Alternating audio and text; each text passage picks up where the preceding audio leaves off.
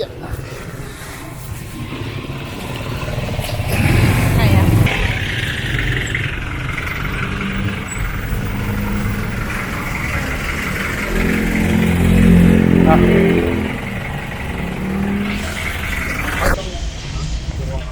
Dalawang kaliwa.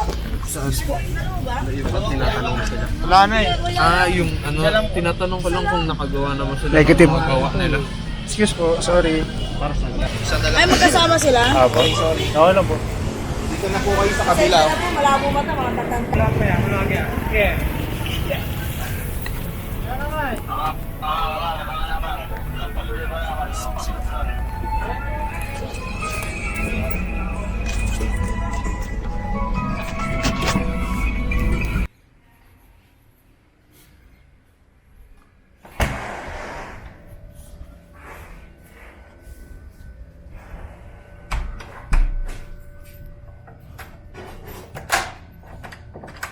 December 15 ngayon, and bukas is December 16, which is my 28th young old year ko. Birthday ko bukas. Nandito kami sa Tagaytay.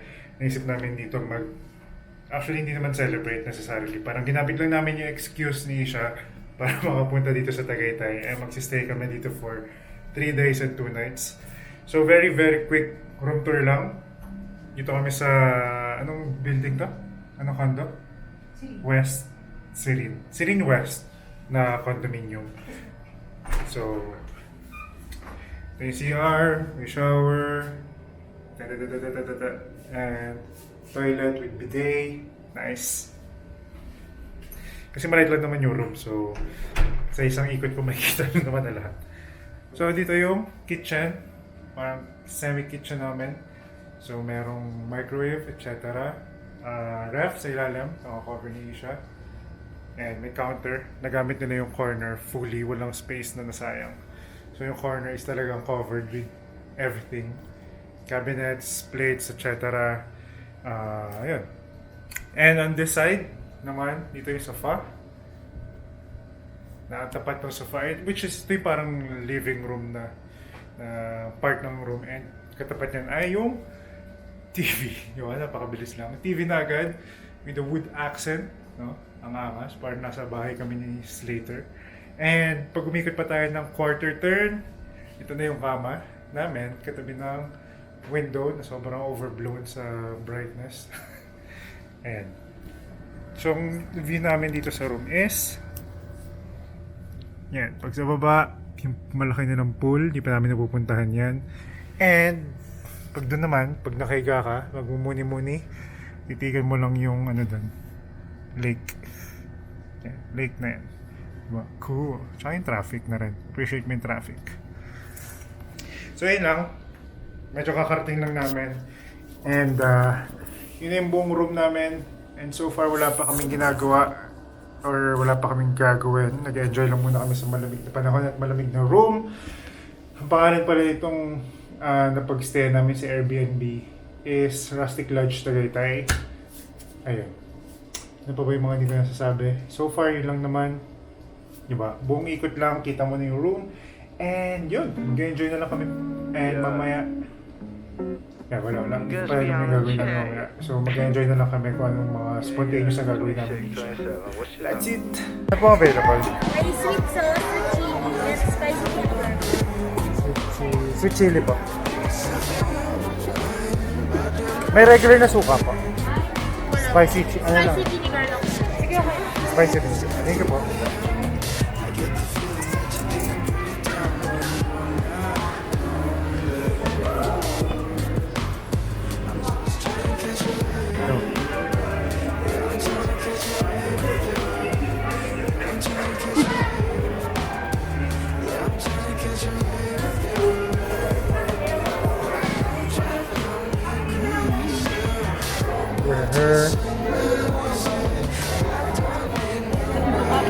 Sarap.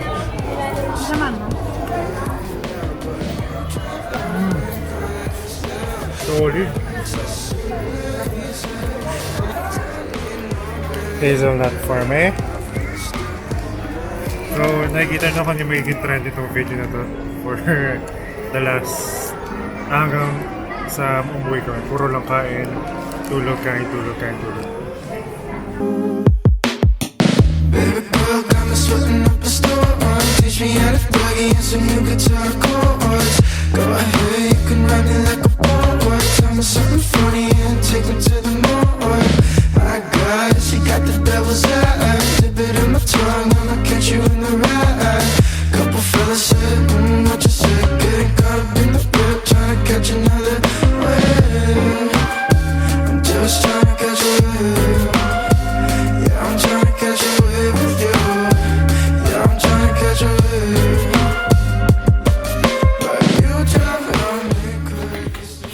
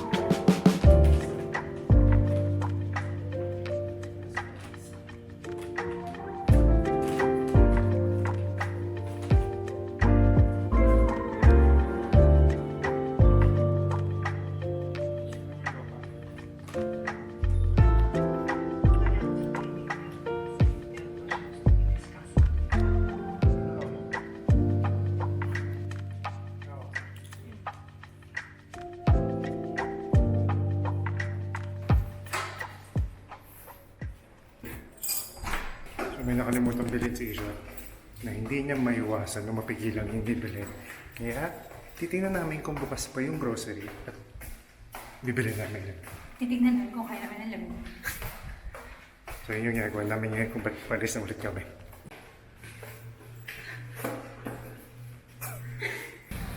So walang convenience store yung condo para i-accommodate yung mga tao? Wala, kasi malapit na siya sa mall. So speaking of mall, 8:30 pa lang, mga ganong oras. Sarado na yung mall dito. Ang weird lang. Kaya pupuntahan namin grocery. Check namin kung bukas pa. Pero mukhang bukas pa. Eh, sarado na yung Serene Mall. 8:30 PM pa lang. Considering na Friday. Hindi, Thursday lang. Ay, Friday, December pala. Na-expect mo maraming mamimili kaya extended yung mall hours pero hindi. That's not the case.